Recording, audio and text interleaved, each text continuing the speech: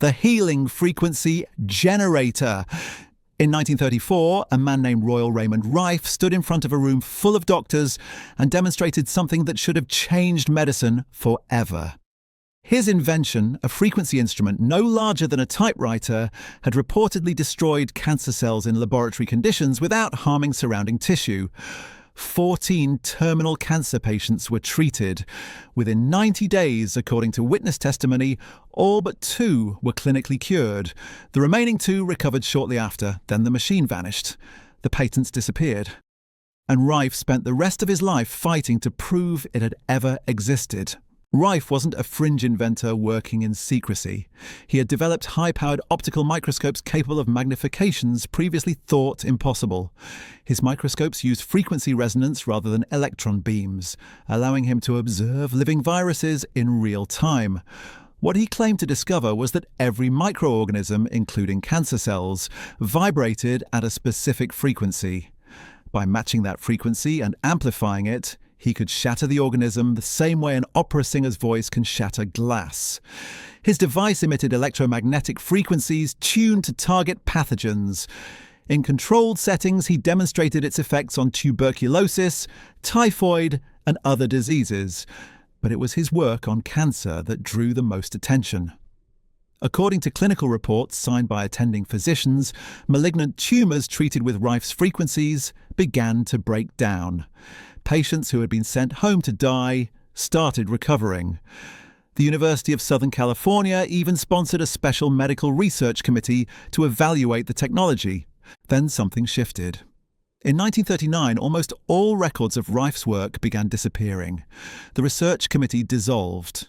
Doctors who had vouched for the treatment suddenly retracted their statements or refused to speak publicly.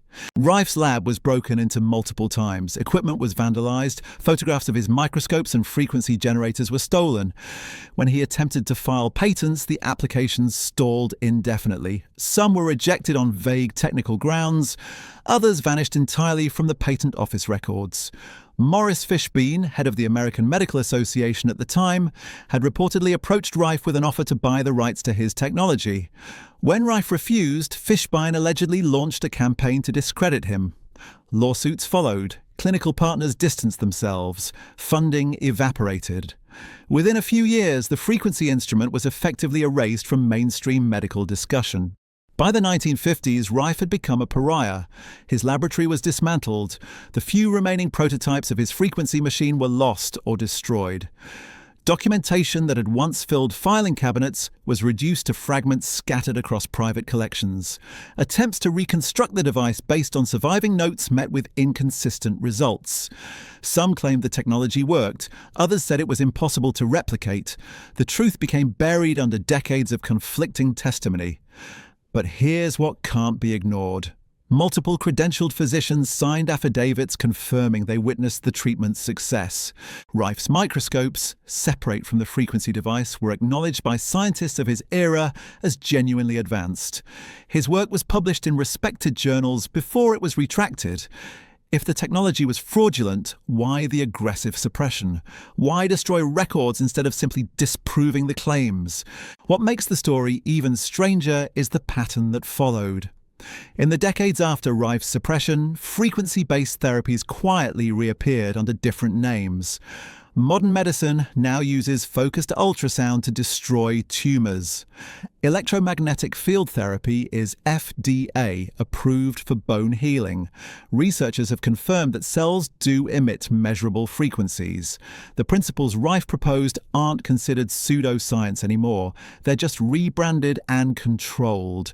So what happened to the original patents? According to researchers who've tried to track them, the documentation was either never formally archived or was removed from public records. Freedom of information requests have returned nothing. The Patent Office claims no record of Rife's frequency generator under his name. Private collectors occasionally surface documents, but they're incomplete, often missing schematics or technical specifications. If you search hard enough, you'll find fragments, old newspaper clippings, testimonies from the 1930s, letters between doctors.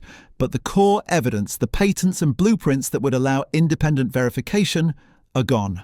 Not lost, gone. there's a difference. The implications are unsettling. If a medical technology could treat disease without pharmaceuticals, without surgery, and without ongoing patient dependency, it would destabilize entire industries.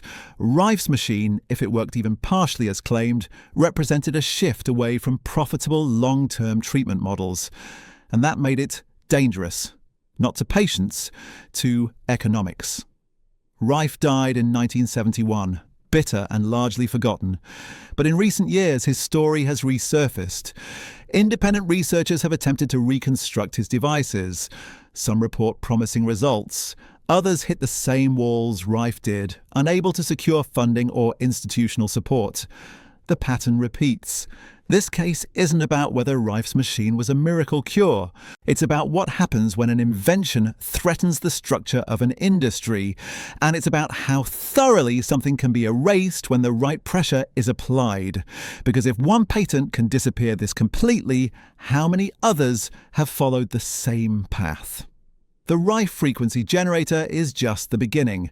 There are 9 more stories like this, and each one raises the same question. Who decides what technology the world gets to see?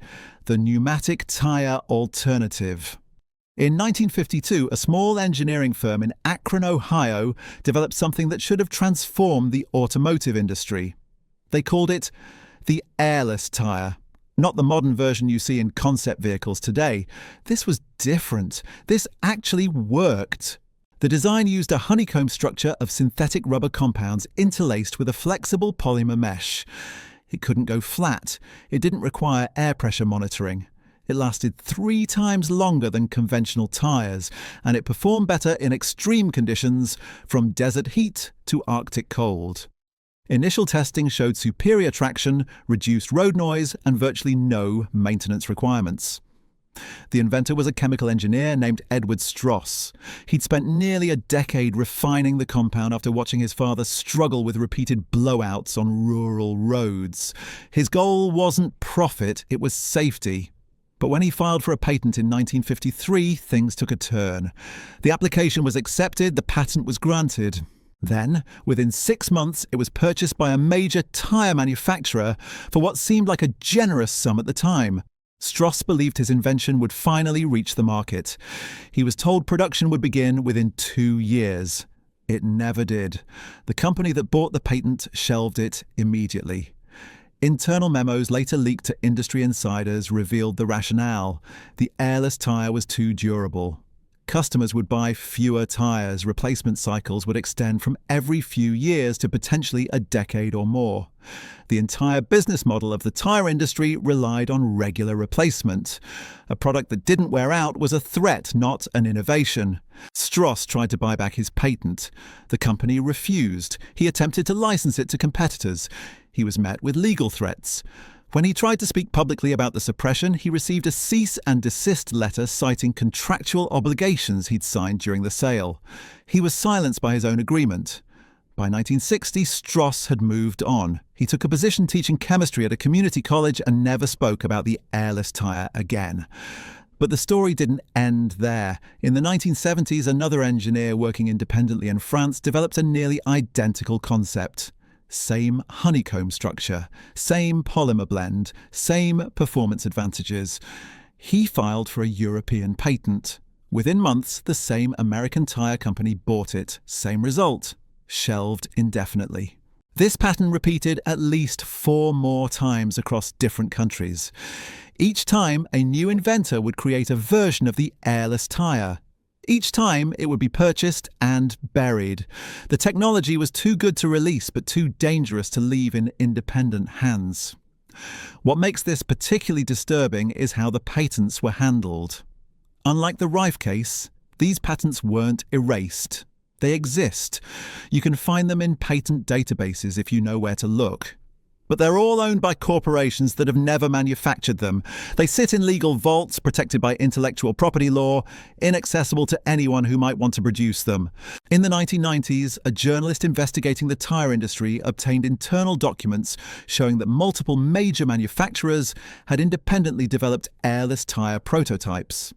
the documents revealed something chilling.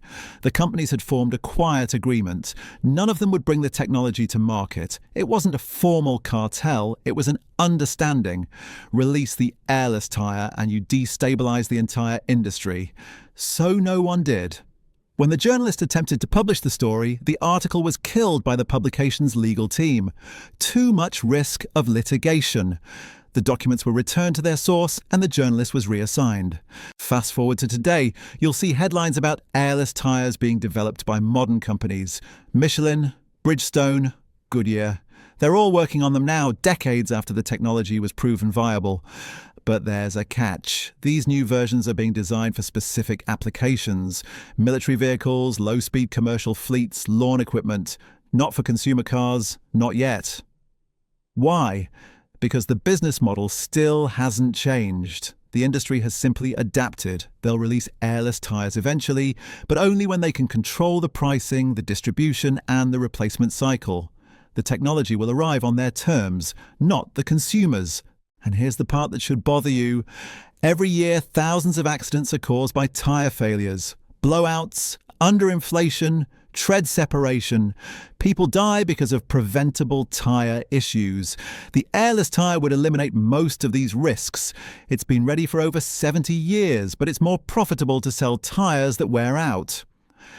Edward Strauss died in 1989. His obituary made no mention of his invention. The patent he created is still active under corporate ownership, renewed periodically to prevent it from entering the public domain. It will likely remain locked away until it's no longer financially inconvenient to release.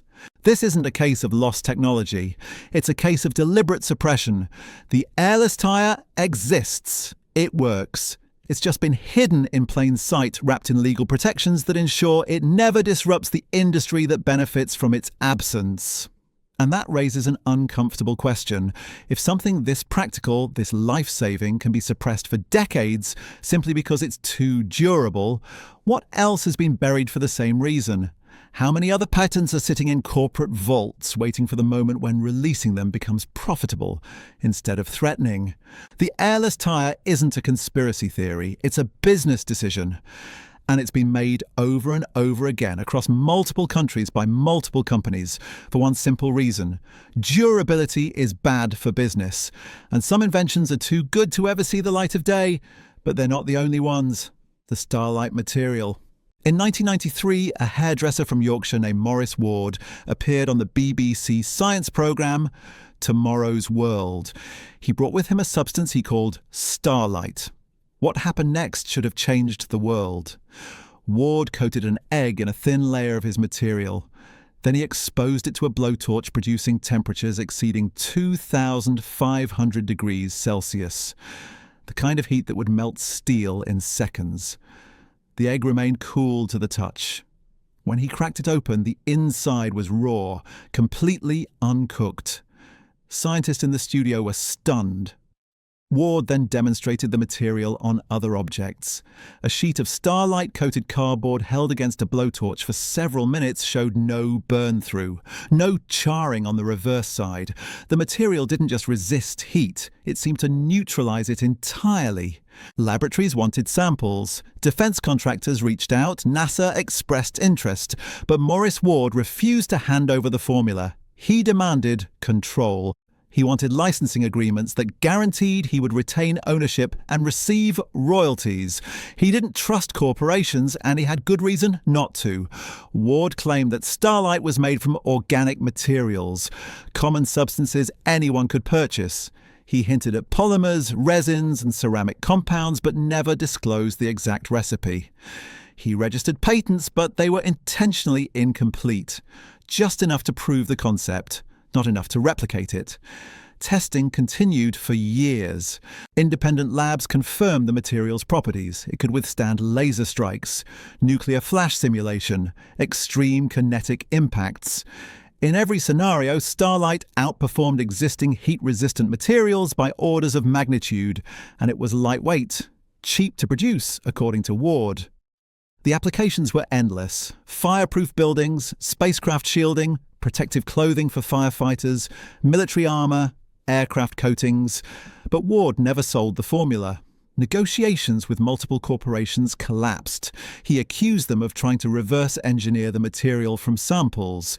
He grew paranoid. Meetings were cancelled. Contracts were abandoned. By the late 1990s, interest had cooled, not because the material didn't work, but because Maurice Ward wouldn't cooperate. He died in 2011. The formula died with him. His family inherited his notes, but they were incomplete. Deliberately so. Ward had encoded portions of the process. He left gaps in the documentation. Some believe he did this to protect his invention from being stolen. Others think he simply wanted to ensure no one could profit from it without his involvement. Either way, the result was the same. Starlight vanished. Researchers have tried to recreate it. Some claim to have come close, but none have replicated the full range of properties Ward demonstrated. The material that could have saved lives in fires, protected astronauts, revolutionized construction is gone. Not because it didn't work, but because one man refused to let it go, and maybe he was right to hold on, because every corporation that approached him wanted full ownership. They wanted to patent it under their name, control production, set the price. Ward saw what happened to inventors who trusted the system. He knew how easily breakthroughs disappear into corporate vaults, licensed into obscurity or shelved when they threaten existing products. So he chose a different kind of suppression, self-imposed. He buried his invention to keep it out of the wrong hands. But in doing so, he ensured it would never reach the right ones either. The chronovisor. In the 1960s, a Catholic priest named Father Pellegrino Ernetti claimed to have built a machine that could see into the past. He called it the chronovisor. And if his account is to be believed, it worked. Ernetti was not a crank. He was a respected physicist and a professor at the Benedictine University in Venice. He had connections to some of the most brilliant scientific minds of his era, including Enrico Fermi, one of the architects of the atomic bomb. According to Ernetti, the chronovisor used a combination of magnetic fields, radiation, and light wave analysis to reconstruct visual and audio events from history. The device allegedly captured residual electromagnetic energy left behind by past events and converted it into images and sound. Essentially, it was a time-viewing machine. Ernetti claimed the team that built it included 12 scientists, all of whom requested anonymity. He said they successfully viewed historical moments: ancient Rome, the crucifixion of Christ, Napoleon's campaigns. He even described witnessing a lost play by the Roman playwright Quintus Ennius, a work that had been lost for 2,000 years. When pressed for proof, Ernetti provided a photograph. It showed a face he claimed was Jesus Christ during the crucifixion. The image was blurry, haunting, and immediately controversial. Skeptics identified it as a reproduction of a common devotional sculpture. Ernetti's credibility collapsed, but he never recanted. Even on his deathbed, he insisted the chronovisor was real. He admitted the photograph was staged, a replacement image provided because the Vatican had forbidden him from releasing the actual footage. But the machine, he said, existed, and it had been confiscated. He claimed the Vatican seized the device, declaring it too dangerous for public knowledge. The ability to view the past, to witness events without historical filter or interpretation, posed theological and political risks. History could be rewritten, religious narratives could be challenged, governments could be exposed. If the chronovisor was real and if it was taken, then somewhere in the Vatican archives sits a machine capable of answering humanity's oldest questions. What really happened? Who was telling the truth? What did we get wrong?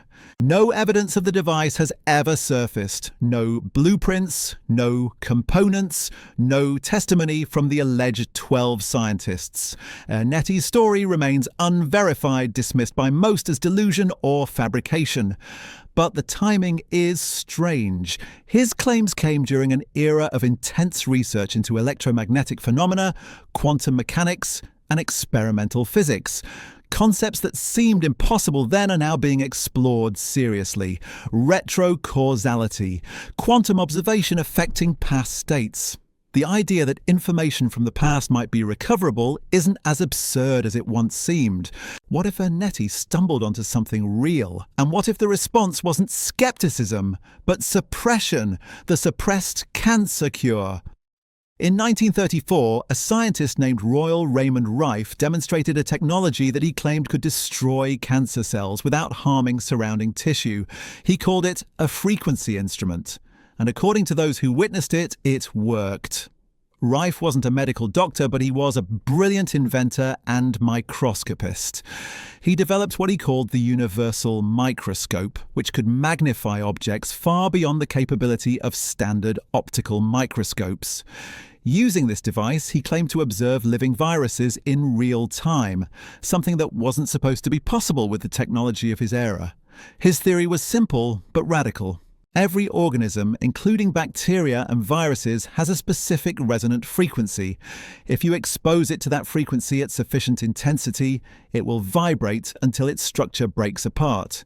He called this the mortal oscillatory rate. Using his frequency instrument, Rife claimed he could target and destroy pathogens without drugs or surgery, just sound waves. In the summer of 1934, Rife conducted a clinical trial at a facility in California. 16 terminally ill cancer patients were treated using his frequency device. According to reports, 14 of them recovered completely within 3 months. The remaining 2 recovered shortly after. The trial was overseen by medical professionals and the results were documented. It should have been a breakthrough. Instead, it became a battleground. Rife's work attracted both supporters and enemies. Some doctors praised his innovation, others dismissed it as quackery. But the real resistance came from elsewhere. The American Medical Association, led at the time by Morris Fishbein, began a campaign to discredit Rife. Fishbein had a history of attacking alternative treatments, especially those that threatened pharmaceutical interests. Rife's device, if validated, would have made many drugs and procedures obsolete.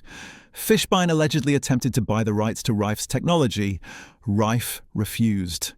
Shortly after, laboratories using his equipment were raided, records were confiscated, colleagues distanced themselves, legal battles drained his resources. One of Rife's key supporters, Dr. Milbank Johnson, was preparing to announce the results of the clinical trial to the medical community. He died suddenly the night before the press conference. The written records of the trial vanished. No autopsy was performed. Rife's technology was systematically dismantled. His microscopes were destroyed. His research was suppressed. By the 1940s, his work had been erased from mainstream medical discussion. He died in 1971, broken and ignored. But the story didn't end there. In recent decades, researchers have revisited Rife's claims. Modern studies into frequency-based therapies have shown that certain sound waves and electromagnetic frequencies can affect cellular structures. Ultrasound is now used to destroy kidney stones and tumours. Electromagnetic fields are being explored in cancer treatment. The principle Rife proposed isn't as fringe as it once seemed, yet his name remains absent from most medical textbooks. Why? If his methods were fraudulent, why the aggressive suppression? Why destroy his equipment instead of simply disproving his claims through replication studies? The lack of an honest scientific refutation is more suspicious than the original controversy. Some argue that Rife's instruments were poorly calibrated, his results anecdotal, his claims exaggerated, but none of that explains the systematic destruction of his work. It suggests something more deliberate, not skepticism, control. If a cure existed outside the pharmaceutical model, it would destabilize an industry built on treatment, not resolution. Rife's technology, whether fully effective or not, represented a threat to that model. And threats historically are not debated. They are eliminated. The cloudbuster.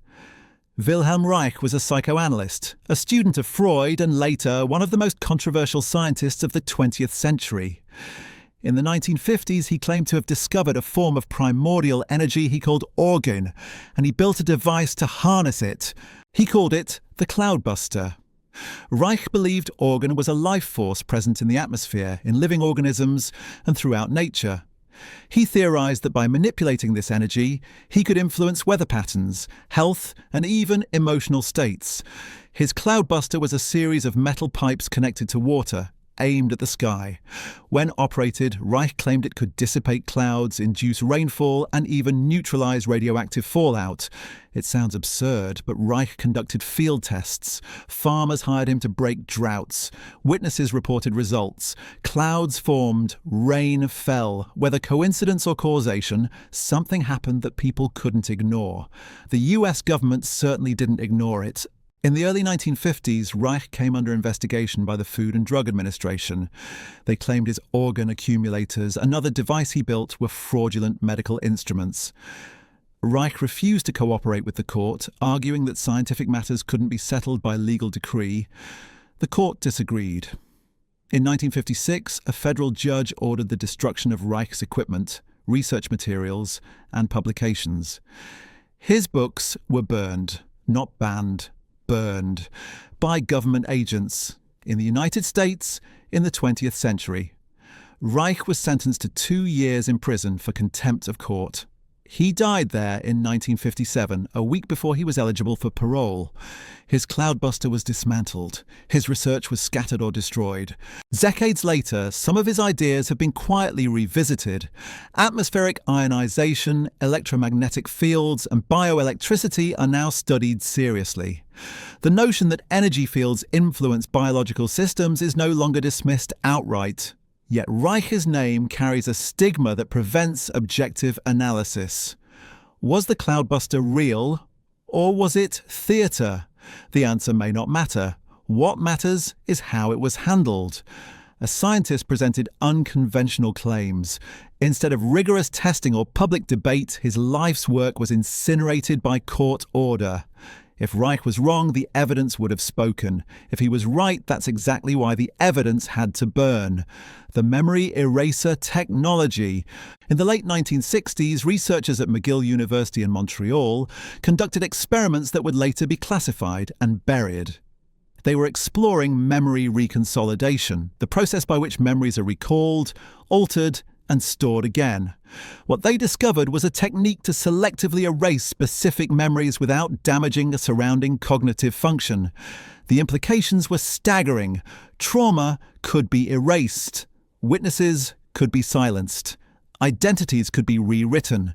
The lead researcher, Dr. Ewan Cameron, had ties to the CIA's MK-Ultra program. His work involved electroshock therapy, sensory deprivation, and drug-induced states designed to break down existing memory structures. Patients were subjected to what Cameron called psychic driving, where recorded messages were played on loop while subjects were kept unconscious for weeks. When they woke, entire portions of their lives were gone. Not suppressed, gone. Survivors later testified that they could no longer recognize family members, recall their own names, or remember skills they'd spent years developing. One woman forgot she had children. Another lost the ability to read. These weren't side effects. They were the intended results. Cameron believed he could rebuild personalities from scratch, erasing the past to create a blank slate. The experiments were funded through front organizations. Patients were not informed. Many were vulnerable individuals seeking help for depression or anxiety. What they received was systematic dismantling of their sense of self. When the program was exposed in the 1970s, the CIA destroyed most of the records. Cameron died in 1967, never held accountable. Survivors received settlements decades later, but no amount of money could restore what was taken. The technology didn't disappear, it evolved. Modern research into memory suppression continues under different names. DARPA has funded studies on erasing fear memories in soldiers. Pharmaceutical companies explore drugs that block memory consolidation. The language has changed, the goal hasn't. If memory can be erased on command, then truth becomes negotiable. Witnesses vanish without dying. Evidence evaporates without destruction.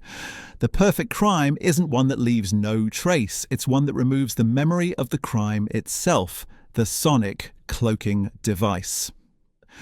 In 2011, a team at Duke University published research on acoustic cloaking, a technology that bends sound waves around an object, rendering it undetectable to sonar and auditory perception. The device used metamaterials, specially engineered structures that manipulate wave propagation. In controlled tests, objects placed within the cloak became invisible to sound-based detection. The research was published, celebrated, and then quietly removed from public discussion. Why? Because the implications extended far beyond lab demonstrations. Submarines could move undetected through enemy waters. Aircraft could evade acoustic monitoring systems. Buildings could be shielded from surveillance. The military applications were immediate and undeniable. But something else happened. The research stopped appearing in open literature. Follow-up studies were either classified or redirected into private defense contracts. The original device was bulky, effective only in narrow frequency ranges, and required precise calibration. But that was 2011. Over a decade has passed. Materials science has advanced. Computational modeling has improved. The likelihood that this technology remained in its primitive state is nearly zero. Yet no updates have surfaced. No commercial applications, no public prototypes. Occasionally, unverified reports emerge. Naval officers describing submarines that vanish from sonar. Pilots encountering aircraft that produce no engine noise despite visible movement. Urban explorers claiming certain government facilities emit no sound whatsoever, even when machinery is clearly operating inside. These accounts are dismissed as exaggeration or misunderstanding, but they share a common thread: silence where sound should exist. If sonic cloaking works at scale, then entire operations can occur without acoustic evidence. Conversations can't be recorded. Machinery can't be traced. Movement leaves no auditory signature. The absence of sound becomes a weapon in itself. The research isn't gone, it's just no longer ours to see. Conclusion: these technologies were not fantasies. They were documented, tested, and in many cases demonstrated to work. Then they were suppressed, classified, or systematically destroyed. The pattern repeats across decades, across disciplines, across nations. A breakthrough emerges, initial excitement follows, then silence. The suppression isn't always violent, sometimes it's bureaucratic. A patent is seized under national security provisions. Funding is withdrawn without explanation. Researchers are reassigned to unrelated projects. Publications are retracted, laboratories are closed. The work continues, but only in rooms the public will never enter.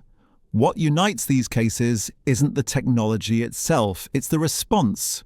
When an invention threatens existing power structures, economic models, or strategic advantages, it doesn't matter if it works. What matters is who controls it. And control, by definition, means limiting access.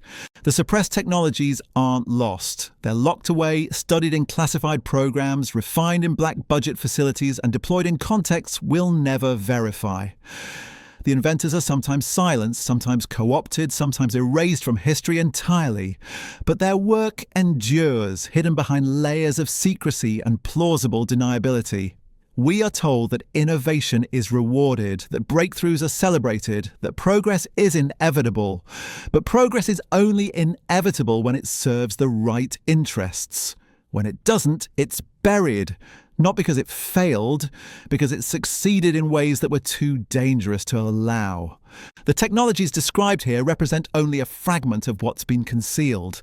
For every invention discussed, there are dozens more we'll never hear about. The silence isn't proof of absence, it's proof of control. And as long as that control remains unchallenged, the future will continue to arrive in pieces, filtered and delayed, granted only when those in power decide we're ready. Or more accurately, when they decide it no longer threatens them. Until then, the breakthroughs remain in the dark, and we remain in the waiting room of our own potential. The question isn't whether these technologies existed. The evidence, fragmented as it may be, suggests many of them did. The question is what happens when invention collides with infrastructure, when a breakthrough doesn't fit the model, when progress threatens profit. These aren't isolated incidents. They're symptoms of a system designed to filter innovation through gates controlled by those who benefit from the status quo. A patent isn't protection. It's a target. A demonstration isn't proof of concept, it's an invitation for acquisition. And acquisition, more often than not, means containment. Royal Rife's frequency generator, the airless tyre, Starlight, the chronovisor, Reich's cloudbuster, each represents a moment where possibility brushed against reality, only to be pulled back into shadow. Not because the science failed, because the implications succeeded too well. We've been conditioned to believe suppression requires conspiracy. It doesn't. It requires incentive. A corporation doesn't need a secret meeting to bury a product that cannibalizes its revenue stream. A government doesn't need a cover-up to classify research with military applications. The mechanisms are already in place, legal, structural, routine. What's disturbing isn't that these technologies were hidden. It's how easily they vanished, how thoroughly the records were scrubbed, how quickly the inventors were discredited, sidelined, or forgotten. The system doesn't need to destroy evidence when it can simply make sure no one looks for it. And perhaps the most unsettling part is this. If these 10 cases represent what we managed to uncover, what remains buried? How many other breakthroughs dissolved into classified files, corporate vaults, or deliberate obscurity? How many problems could have been solved decades ago if the solutions hadn't been locked away? The future we were promised isn't delayed. It's being held. Somewhere in archives we'll never access sit answers to questions we're still asking, and they'll remain there until releasing them becomes more profitable than suppressing them. Until then, we're left with fragments, testimony from the aging, declassified memos with redacted conclusions, patents that exist but lead nowhere. The technologies aren't gone, they're just not ours, and maybe they never were.